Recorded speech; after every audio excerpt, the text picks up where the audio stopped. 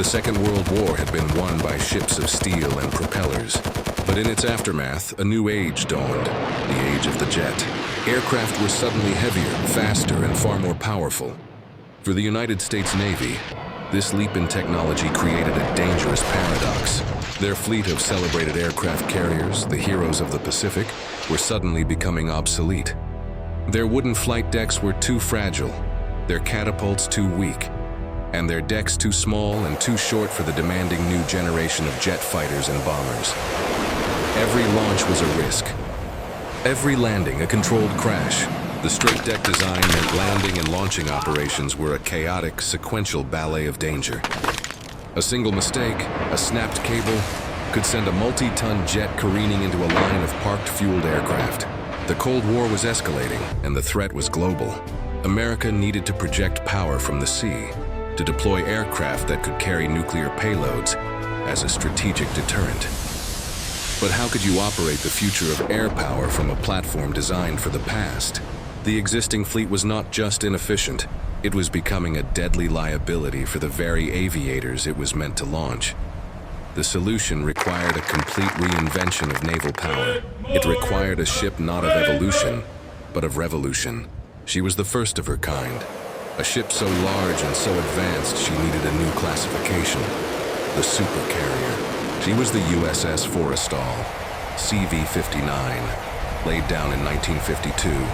The Forrestal was a titan of steel, the largest warship yet built by humankind. Her design was a radical departure from everything that had come before. She featured a massive armored flight deck, angled to allow for simultaneous takeoffs and landings, a feature that would revolutionize naval aviation safety and efficiency.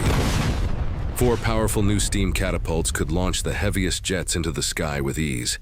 Her island superstructure was a command center consolidated on the starboard side, clearing the vast expanse of the deck. When she was commissioned in 1955, she wasn't just another ship. She was the blueprint for the next century of naval dominance. The physical embodiment of American industrial might and forward-thinking design. Stay calm, The we'll get you help. Forrestal immediately proved her worth, becoming the new centerpiece of the U.S. Sixth Fleet. Throughout the late 1950s and 60s, she was a symbol of stability in the turbulent Mediterranean, a watchful guardian during the Suez Crisis and the conflict in Lebanon. She was the first, and for years the benchmark against which all other Mark that at carriers were 15 measured. feet. But the Affirmative. true test of the Forrestal and her crew came not from an enemy, but from within. On July 29, 1967, while preparing for a strike against North Vietnam, a stray electrical charge fired a Zuni rocket across the flight deck, striking a fueled and armed A-4 Skyhawk. The resulting chain reaction of explosions and fire was catastrophic. The flight deck became an inferno. In the crucible of that fire, the character of her crew was forged in heroism.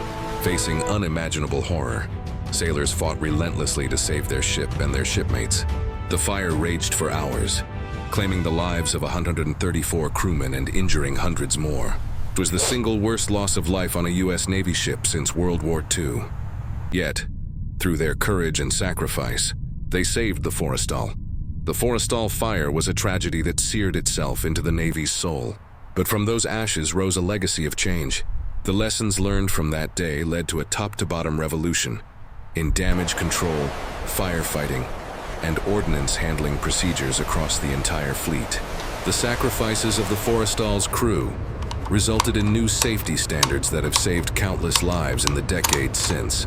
The ship herself, a testament to their efforts, was rebuilt and returned to service, continuing to patrol the world's oceans for another quarter century.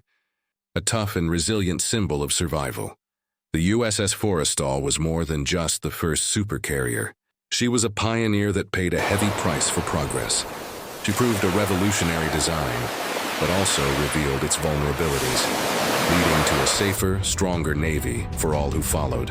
Her legacy is written in the design of every carrier that sails today, and in the safety protocols that protect every sailor who walks their decks.